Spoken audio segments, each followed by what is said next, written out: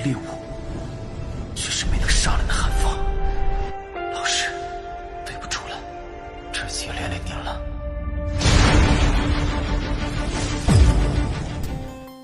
Hey, what's up guys? Selamat datang di Animasi Donghua Spoiler. Oke, bagi teman-teman yang baru join atau baru bergabung, jangan lupa klik tombol like-nya dan tombol subscribe-nya ya. Jangan lupa. Oke, sebelum kita memulai video ini, kita jangan lupa untuk seruput kopinya, kencangkan sabuk pengaman. Mari kita mulai.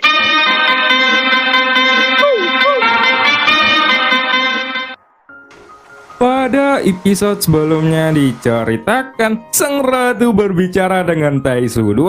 Namun di saat pembicaraan ini, selanjutnya sang ratu memerintahkan pasukan perkasanya untuk menyerang pasukan Taisu. Di sisi lain, Chen kaget akan perperangan ini. Tak lama kemudian, Juying, Xiaoju, dan naga iblis berada di samping Xiaoyan untuk membantunya menyerang praktisi Taisu 11 secara bersamaan. Dan scene pun berganti. Ketika mendengarnya, Xiaoyan tiba-tiba teringat bahwa ketika dia menggunakan labu dewa bermata 9 sebelumnya, dia mendengar suara asing yang belum pernah didengar sebelumnya. Xiaoyan belum pernah mendengar suara ini, tetapi pasti suara itu berasal dari labu dewa bermata 9-nya. Dan setelah suara itu keluar, para senior labu dewa membuat langkah lain. Mereka dengan tiba-tiba memutuskan untuk membantu Xiaoyan dalam perperangan kali ini. Ini menunjukkan bahwa suara yang berbicara memiliki posisi yang sangat menonjol di antara senior labu dewa. Dan setidaknya 5 senior yang pertamanya muncul tampaknya bisa mematuhi sosok yang dipanggil sebagai paman menawan itu. Hei paman, jangan berpura-pura tidak tahu. Kali ini cukup bagimu untuk muncul di sini, ucap si rubah ekor 9. Rubah iblis berekor 9 berkata sambil melirik labu dewa yang ada di tangan Xiaoyan. Tapi tampaknya tidak ada perubahan apapun pada labu dewa itu. Setelah itu, tepat saat Xiaoyan hendak berbicara, suara berat yang dia dengar sebelumnya tiba-tiba terdengar lagi dari dalam labu dewa. Aku tidak ingin bergerak saat ini. Tapi bukan karena aku tidak mau membantumu. Sekarang ada beberapa kesulitan untukmu. Jadi, kamu harus menemukan cara untuk melewatinya sendiri daripada kamu terlalu mengandalkan orang lain, ucap suara itu. Kemudian, labu dewa bermata 9 mengeluarkan asap berwarna biru. Ketika asap biru itu menghilang dari labu dewa, asap itu tiba-tiba muncul di depan Xiaoyan. Selanjutnya, sosok tinggi mengembun dari asap itu. Sosok ini mengenakan armor tembaga yang memiliki kesan kuno. Tampaknya armor itu berbintik-bintik, seolah-olah telah diam di dasar laut selama bertahun-tahun yang tidak diketahui, sehingga korosinya terlihat agak serius. Paman, ayo keluar sebentar. Tidak bisakah kita mengubah sesuatu agar terlihat lebih baik? Ucap si rubah ekor 9 dengan sangat marah. Aku tidak mau, ucap sosok tinggi itu. Di sini kita bisa melihat bahwa bentuk tubuh sosok itu sebanding dengan tubuh abadi yang Xiaoyan temui di jurang kematian. Jika dibandingkan dengan orang biasa, tinggi sosok itu 2 kali lipat dan bisa dipastikan bahwa tingginya hampir 3 meter. Tentu saja tidak sulit untuk mengubah tubuh seseorang ketika seseorang itu sudah mencapai tahap dewa. Karena setelah melewati beberapa generasi, tubuh mereka akan berevolusi ke bentuk yang paling sempurna. Ketika dia benar-benar memiliki kekuatan yang kuat, itu tidak terkait langsung dengan ukuran tubuhnya. Seperti ketika dia di dalam kesengsaraan dewa, Chen juga merasakan hal ini ketika dia memperoleh kekuatan dari dewa tertinggi. Dan dia bisa membunuh raksasa seperti Dewa Taisu hanya dengan 1 pukulan saja. Di bawah kekuatan yang sangat kuat seperti itu, saat Xiaoyan mengepalkan tinjunya, dia tidak mendapatkan kesulitan apapun untuk menghancurkan monster raksasa yang bahkan setara dengan Juying dan yang lainnya. Namun, ukurannya yang besar sangat menarik perhatian. Tentu saja, mungkin kenapa dia sangat tinggi adalah ketidaksengajaan, karena tidak perlu melakukan hal tersebut dengan sengaja. Saat ini, sosok tinggi itu sedang memegang tombak perunggu yang terlihat kokoh di tangannya. Dan garis-garis di atasnya juga terlihat sudah memudar karena korosi yang parah, seperti yang terlihat pada armor tembaganya. Sejak sosok itu muncul di depan Xiaoyan, rasa keagungan dan misterius terpancar dari orang tersebut. Dan ketika Xiaoyan berdiri di sampingnya, meskipun sosok itu tidak memancarkan tekanan apapun, Xiaoyan bisa merasakan rasa penindasan kuat dari orang itu. Hal ini dikarenakan intuisi kekuatan Xiaoyan dapat memberitahu bahwa orang ini adalah sosok yang sangat kuat, sama halnya ketika Xiaoyan melihat sang ratu sebelumnya.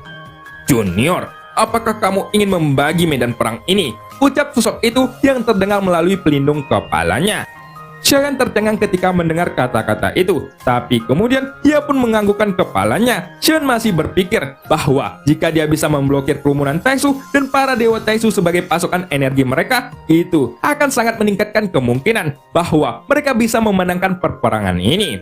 Para pasukan Taisu membutuhkan pengisian energi yang terus-menerus. Jadi, karena mengetahui hal ini, tentu saja yang terbaik adalah menggunakan cara yang tepat untuk menghentikan pasokan energi mereka. Lalu, tak lama kemudian, sosok tinggi itu mengangkat tangannya yang besar. Lalu, dia menghantamkan tombak perunggu di tangannya 3 kali berturut-turut. Dan Xiaoyan yang berdiri di sampingnya merasakan bahwa ruangan di sekitarnya tiba-tiba berputar dan mengalami getaran yang hebat. Namun, ruangan itu tampaknya tidak berubah sama sekali. Dan tak lama dari kejadian ini, si sosok tinggi pun kembali berbicara pada Xiaoyan. "Sudah ada domain terlarang di sini, dan itu sangatlah kuat. Bahkan, itu lebih kuat dari domain terlarangku. Tapi, sepertinya kamu tidak perlu khawatir tentang hal ini. Situasi pertempuran kali ini berada di bawah kendali orang-orang yang memulai formasi larangan ini," ucap sosok tinggi itu. Formasi larangan?" gumam Xiaoyan dengan bingung. Sosok dengan kekuatan yang absolut ini sudah menciptakan domain miliknya sendiri di dunia ini. Dia tampaknya adalah seseorang penguasa. "Aku tidak meragukannya," ucap sosok perunggu tinggi yang menjawab Xiaoyan. Lalu, Xiaoyan pun melihat sekeliling. Seluruh aula keabadian nirwana memberinya perasaan bahwa bangunan itu tidak seperti aula besar, tetapi seperti benua yang luas. Itu karena ketika melihat sekeliling, Xiaoyan tidak dapat melihat ujung dari aula tersebut. Beberapa aula dapat terlihat menjulang di ujung yang jauh, dan jika mengambil kesimpulan dari apa yang dibicarakan oleh sosok tinggi itu, seluruh yang disebut aula keabadian nirwana itu tidak lain adalah domain terlarang yang diciptakan oleh sang ratu. Jika bisa disimpulkan bahwa pada saat ini semua orang di medan perang sedang diselimuti oleh domain terlarang milik sang ratu, dan dengan ini tidak diragukan lagi bahwa kekuatan sang ratu memang luar biasa.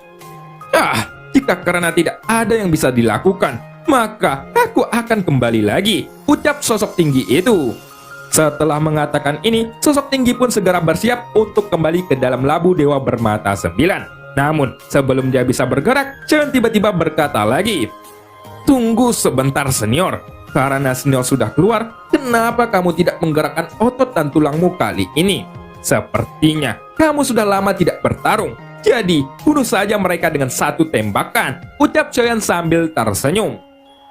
Meskipun sosok tinggi ini sekali lagi membuatnya menyadari akan kekuatan dahsyat dari sang ratu, tapi Xiaoyan juga tahu bahwa sang ratu saat ini hanyalah sisa jiwa yang sudah jatuh di masa lalu. Jadi, semakin banyak dia mengeluarkan kekuatannya, maka akan semakin cepat dia menghilang. Dalam hal ini, Xiaoyan tidak ingin sang ratu menghilang dengan cepat. Bisa dilihat bahwa dia masih ingin menemukan cara untuk membantu sang ratu, setidaknya untuk mengubah pikirannya. Dan jika dia tidak dapat dibangkitkan kembali, Xiaoyan akan berusaha untuk menemukan cara agar sang ratu bisa bereinkarnasi. Akan tetapi, ada masalah saat ini. Xiaoyan menghadapi bahwa sekarang sang ratu sepertinya tidak tertarik pada kebangkitan maupun reinkarnasi. Xiaoyan merasa bahwa sang ratu menyukai kehidupannya saat ini. Jadi, tentu saja jika dia menyukai hal semacam ini, dia bisa saja berpura-pura untuk tidak mau melakukan keduanya. Tapi, apakah sang ratu berpura-pura bahwa Xiaoyan mengerti di dalam hatinya? Kita tidak bisa menebak apa yang ada di pikirannya saat ini. Namun, di dalam pertempuran kali ini, Xiaoyan tampaknya bisa melihat bahwa sang ratu ingin menggunakan semua kekuatannya yang masih tersisa untuk menyanyikan lagu terakhir dalam perperangan ini. Di era sang ratu juga tampaknya akan berakhir setelah perperangan ini berakhir. Xiaoyan mengerti bahwa sang ratu juga menggunakan kekuatannya sendiri untuk membantunya selain untuk membantu dunia Xuanyin. Dalam hal ini, tidak peduli seberapa tinggi kekuatan sang ratu, tampaknya sebagai seseorang dengan kekuatan yang mutlak, ketika kekuatan mereka tumbuh ke titik tertentu, itu akan menghubungkan takdir mereka sendiri dengan dunianya. Tentu saja, Xiaoyan juga menyadari akan hal ini. Sampai setelah Xiaoyan melihat sosok Si Jun atau dewa iblis yang tidak bisa bangkit maupun bereinkarnasi, Xiaoyan yakin bahwa sang ratu akan senang jika dia bisa dibangkitkan kembali, atau setidaknya dia bisa bereinkarnasi. Setelah itu, sosok berarmor perunggu tersebut menggelengkan kepalanya setelah mendengarkan kata-kata Xiaoyan. "Aku tidak suka membunuh," ucap sosok berarmor perunggu itu. Kenapa kamu tidak suka membunuh? Bukankah kamu dahulu terlalu banyak membunuh? Aku tidak tahu di mana kamu mendapatkan kitab suci Buddha, memelihara ikan, dan membaca kitab suci setiap hari. Mungkin itu sudah menyelamatkanmu, ucap si rubah iblis berekor 9 dengan marah. Mendengar apa yang dikatakan sang rubah iblis berekor 9, sepertinya di mata sang dewa tertinggi mereka semua tampak seperti tetangga yang tinggal di halaman yang sama. Tetapi itu membuat Xiaoyan merasa lebih baik. Aura pembunuh yang ada di dalam tubuhmu terlalu berat. Aku harap kitab suci Buddha akan menenangkan hatimu yang terburu nafsu. Apakah kamu mengerti? Ucap sosok yang mengenakan armor perunggu itu. Suara yang penuh dengan tekanan akhirnya datang dari balik baju besi perunggu yang tampaknya sangat berat ini. Tapi itu lembut dan seperti menghipnotis. Sosok berarmor perunggu itu berharap untuk mempengaruhi sang rubah iblis berekor 9. Jika kamu menciumnya dengan hati-hati, tubuh dari keluarga budak ini jelas merupakan wangian yang memikat, ucap sang rubah iblis berekor 9 sambil mengenakan pose yang mengubah nafsu duniawi. Jika kamu menciumnya dengan hati-hati, tubuh dari keluarga budak ini jelas merupakan wangian yang memikat, ucap sang rubah iblis berekor 9 sambil mengenakan pose yang mengunggah nafsu duniawi dan menonjolkan kedua buah melon gantungnya. Segera ketika melihat ini, Xiaoyan menggarukkan kepalanya dengan bingung. Tapi sebelumnya dia menyadari matanya langsung terkunci secara paksa pada sosok rubah iblis berekor 9 terhadap buah melonnya. Kini sang rubah iblis pun akhirnya bisa memperhatikan bahwa Xiaoyan yang seperti robot kaku ini ternyata juga mampu ditarik menjauh dari hasutan menawan rubah iblis berekor 9 di bawah kekuasaan dari kekuatan jiwa ranah domain yang begitu kuat. Kamu menyebut bau badanmu adalah wangian yang bisa menghipnotis siapapun, ucap sosok berarmor perunggu itu. Pada saat ini, sosok tinggi dengan armor perunggu ini mendengus dingin. Tampaknya, bahkan setelah melewati pelatihan yang profesional, Xiaoyan tidak bisa menahan diri. Lalu, ketika melihat reaksi Xiaoyan ini, sang rubah iblis berekor 9 pun memutar tangan di pinggangnya dan menekan jari-jarinya ke dalam dagingnya. Dia memperlihatkan sosok cantiknya dengan penuh kepada Xiaoyan. Bongkahan besi, apa yang kamu tahu? Tidak heran, kamu selalu sendirian selama puluhan ribuan tahun, ucap rubah iblis berekor 9 dengan sangat marah. Dan sosok tinggi itu pun tidak menjawab lagi, tetapi mengangkat kepalanya dan melihat ke ujung yang jauh. Aku bisa melepaskan serangan, tapi aku hanya membunuh 1000 orang, dan aku tidak akan melepaskan serangan dengan mudah setelah itu, ucap sosok besar perunggu itu dengan sangat perlahan. Senior, itu lebih dari cukup untuk membunuh 1000 dengan kekuatanmu, ucap Xiaoyan sambil menangkupkan tinjunya. Tidak, tunggu dulu, mungkin hanya 800, ucap sosok besar perunggu itu kembali. Ketika mendengar ini, Xiaoyan tentu saja terkejut bukan main dan merasa bingung mengapa sosok besar itu masih merespon dengan tidak dapat dijelaskan. Setelah sosok itu berbicara, Xiaoyan tiba-tiba terdiam karena takut dia tidak akan pernah bisa berbicara lagi.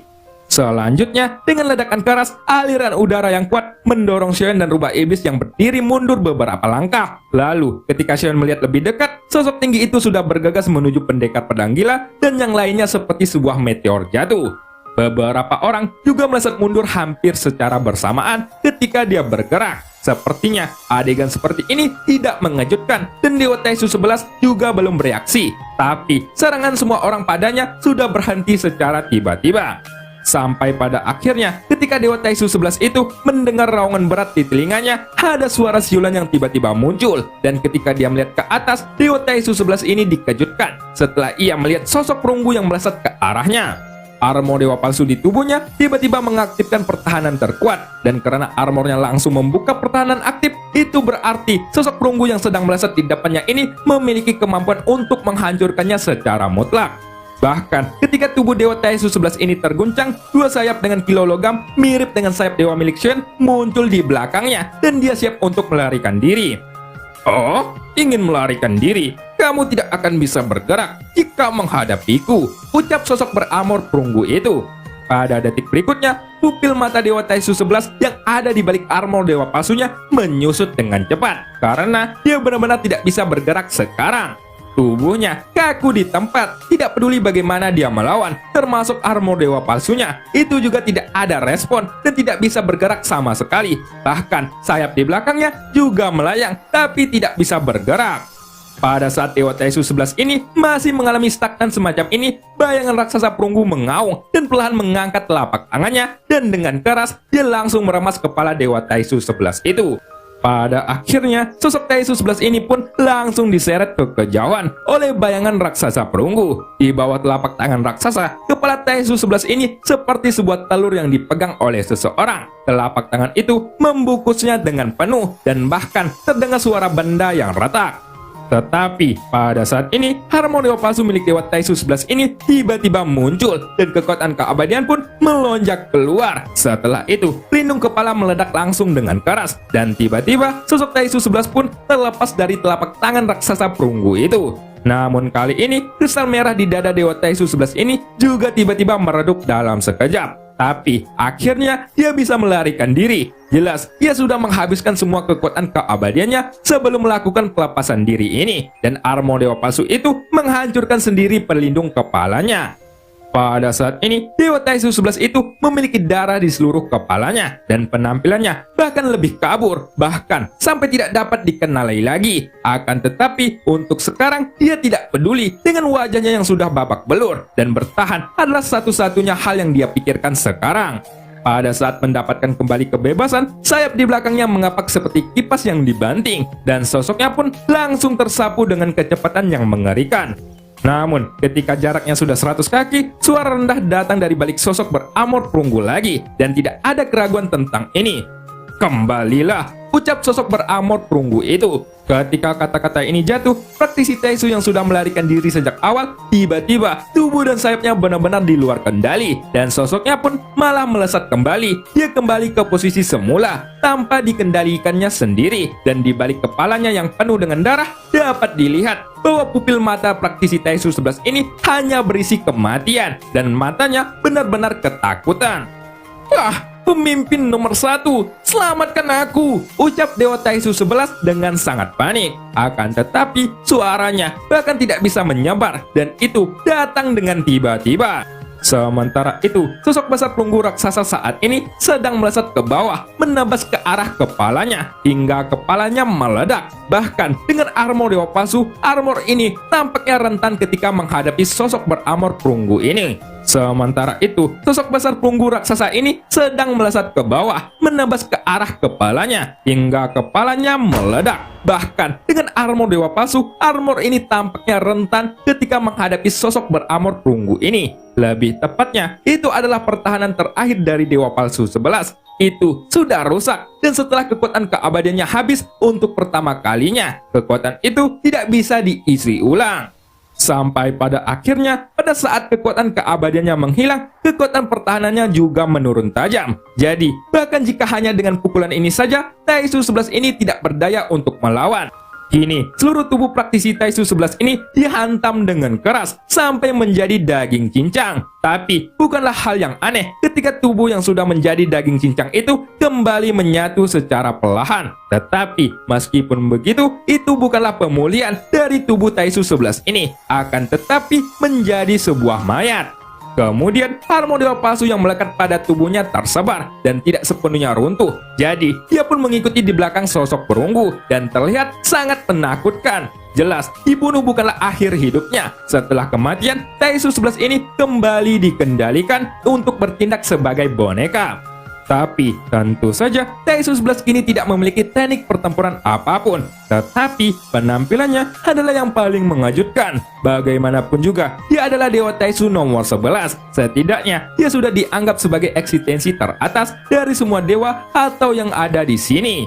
Tampaknya, sosok beramor perunggu ini sengaja membiarkan para Dewa Taisu itu melihat pertempurannya ketika dia membunuh si nomor 11 ini. Dan penampilannya yang masih begitu tragis ini pasti akan menjadi pukulan berat di hati para praktisi Taisu. Di sisi lain, di dalam benak Xion yang saat ini, sosok keenam dari labu dewa bermata 9 ini juga perlahan memadat dan juga mendapatkan namanya. Malaikat maut, gumam Xiaoyan. Apakah kamu benar-benar mengenalnya? Tanya rubah iblis berekor 9 yang tiba-tiba menatap Xiaoyan yang sedang bergumam. Namun, Chen hanya menggelengkan kepalanya dan menjawab, "Aku hanya tahu nama-nama senior, dan aku bahkan tidak tahu apa-apa tentang yang lain. Apakah itu kekuatan yang sangat kuat? Tapi, kekuatan macam apa yang dimiliki senior malaikat maut ini?" Ucap Xiaoyan. "Aku tidak tahu," ucap rubah iblis berekor 9 itu sambil memeluk dadanya yang bengkak dan menggelengkan kepalanya seolah-olah dia tidak mengetahuinya. Kenapa senior ekor 9 juga tidak tahu? Bukankah kalian sudah hidup bersama setiap hari? Tapi, kenapa tidak ada berita apapun? Tanya Xiaoyan dengan rasa ingin tahu. Namun, pada detik berikutnya, sang rubah iblis berekor 9 tiba-tiba melirik Xiaoyan dengan pandangan aneh, mengangkat alisnya, dan berkata dengan marah, "Adik kecil, jangan berbicara omong kosong. Meskipun aku adalah orang yang kuat, aku masih mempunyai prinsip. Aku tidak akan melakukan hal itu. Orang yang tinggal bersamanya adalah sosok yang sangat misterius," ucap rubah iblis berekor 9. Dan cerita pun berakhir. Sampai jumpa di episode selanjutnya. Beliterasi sama Bu Rini. Terima kasih yang selalu mampir ke sini.